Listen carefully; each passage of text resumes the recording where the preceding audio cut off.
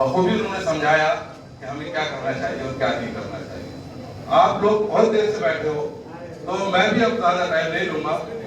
सीधे सीधे आपके दिलों की धड़कन, आपके हर दिल अजीज लीडर जनाब डॉक्टर अंसारी साहब से मैं दरखास्त करूंगा कि वो आए और अपने ख्यालात का इजहार करें।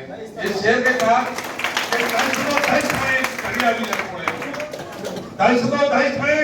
हम वो कौम है, दरिया भी न छोड़े हमने, पहले फरमात में दौड़ा दिए घोड़े हमने। हम जिधर चाहे उसे जिता देते हैं, हम जिसे चाहे उसे बना देते हैं। हमने पहले भी मायावती को बनाया है, बिजनौर से आते हैं हम लोग। हमने पहले भी रामविलास पासवान जी को बनाया है, बिजनौर से आते हैं हम लोग। और आज हमने कसम खाई है रामदास अठावले जी को पीएम बनाना है और अपने मसाइलों को हल कराना है। डॉक्टर अठावले साहब रिपब्लिक पार्टी की अध्यक्षता करते हैं और हम ये वादा करते हैं कि अगर हमारे मसाइलों को हल किया गया तो हम भी आपके साथ कदम से कदम मिला के चलेंगे। इसी के साथ डॉक्टर अंसारी साहब आपके अपना ख्याल रखते हैं। अस्सलाम वालेकुम व रहमतुल्लाह। हिंदू भाइयों को मेरा प्यार सलाम करो।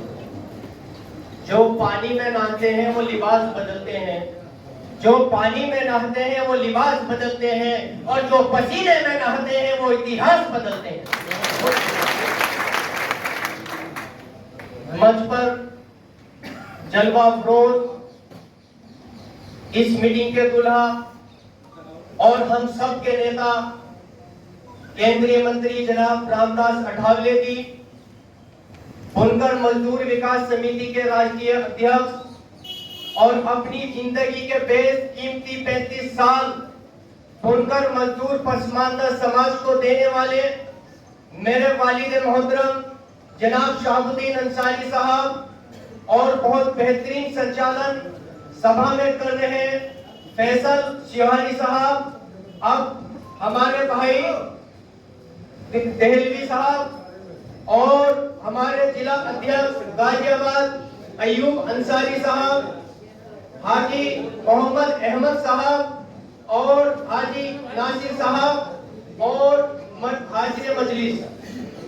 मैं आप सबको ये बता देना चाहता हूं कि अगर हम संघर्ष और संगठित होकर के अपने हक अधिकार की लड़ाई को लड़ेंगे तो कोई ऐसी ताकत नहीं है जो आपको अपने हक अधिकार से रोकने का काम करे। मगर उसके लिए हम सबको मुत्तहिद होना पड़ेगा, हम सबको खड़ा होने को पड़ेगा, अपनी जिम्मेदारी को निभाना पड़ेगा, अपनी कौम अपनी समाज की परेशानी को समझना पड़ेगा।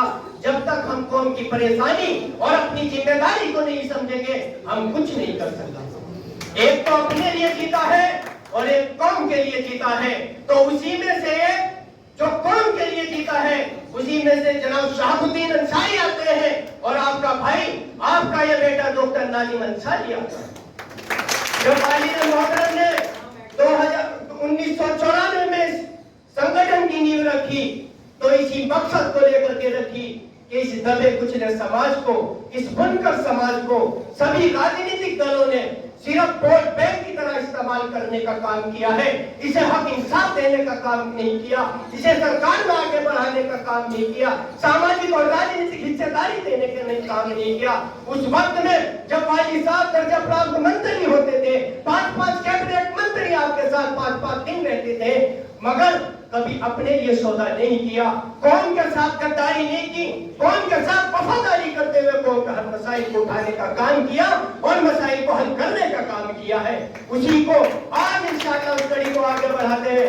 आपका ये भाई मोहम्मद नाजिम अंसारी आपके बीच में ये वादा करता है कि पूरी ईमानदारी के साथ आपके हक अधिकार की लड़ाई को लड़ने का काम किया जाएगा और आपके जो भी जायज मसले हैं, आपका जो इंसाफ है वो आपको दिला करके रहेगा।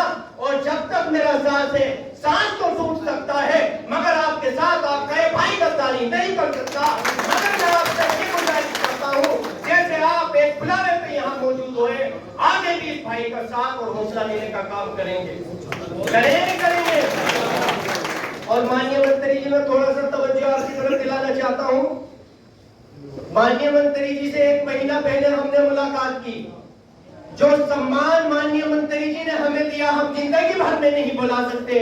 उस वक्त में मंत्री जी ने एक बात हमसे बोला था, जब हमने बताया कि हमारे साथ इतने साथ लोग जुड़े हुए हैं और संगठन हमारा काफी मजबूत है, तो मंत्री जी ने एक लखनऊ में किसी शख्स का नाम लिया था कि वो भी आया था और बड़ी बड़ी बात क्लियर करता था।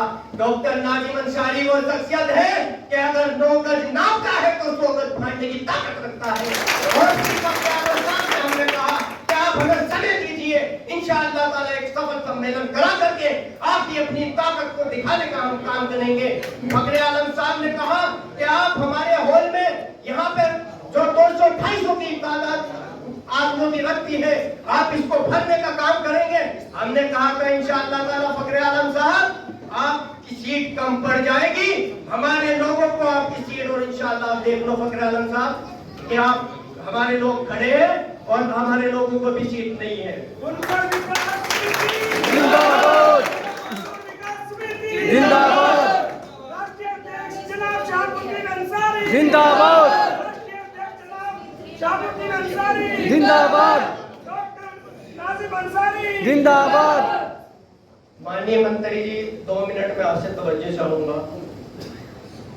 ये वो तवा कुचला समाज है मंत्री जी, इन्होंने बहुतों को जमीन से उठा करके आसमान में ऊंचाइयों को बुलंदियों को पहुंचाने का काम किया है, मगर इस समाज के साथ आज तक किसी ने इंसाफी नहीं की है।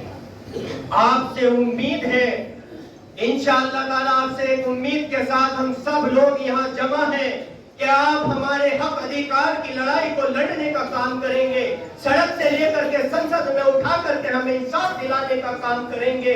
और माननीय मंत्री जी, अगर आप इस वादे पे कायम रहते हैं तो इंशाअल्लाह ताला हम आपसे वादा करते हैं कि हम मुसलमानों में पसमानदा जो समाज है 85% की आबादी रखता है, घर पे आपका झंडा पार्टी का लगा करके आपको प्रधानमंत्री बनाने का काम करेंगे। हमारे साथ के साथ वफा की जाए, हमारे समाज को इंसाफ दिया जाए। मैं आपके सामने कुछ मांग सूत्र रखूंगा जो हमारे समाज की इस वक्त में परेशानी दिक्कत है। हमने उसमें एजेंडा बनाया है जिसमें नंबर 1 हम चाहते हैं कि बुनकर आयोग का गठन हो, सरकार द्वारा बुनकर आयोग का गठन हो, जिसमें बुनकरों की हर समस्याओं का समाधान हो सके, बुनकरों की समस्याओं को उससे हल निजात मिल सके। दूसरी समस्या जो हमने पॉइंट रखा है, जो उत्तर प्रदेश सरकार ने 2006 सरकार से फ्लैट रेट बिजली दी जा रही थी, आज 1 अप्रैल 2023 से उसे 10 गुना बढ़ा करके एक कमर तोड़ने का बुनकरों का काम किया है। आप इनके बुनकरों के घर जाकर के आप सर्वे कराएंगे मंत्री जी, तो आप देखेंगे कि दिन रात छोटे छोटे बच्चे भी मेहनत करके 2 वक्त की रोटी जुटाना भी मुश्किल पड़ता है, तो उससे आप निजात दिलाने का काम करेंगे। और जो बकाया सब्सिडी है बुनकरों की, उसे 0 कराने का इंशाअल्लाह आप काम करेंगे। और हमारे गाजियाबाद से सटा हुआ अल्लोनी अलवी नगर हमारे समाज का एक बड़ा कस्बा पड़ता है। मंत्री जी, इतनी टूटी हुई सड़कें हैं वहां पे कि एक आदमी उस पे चलने का काम नहीं कर सकता।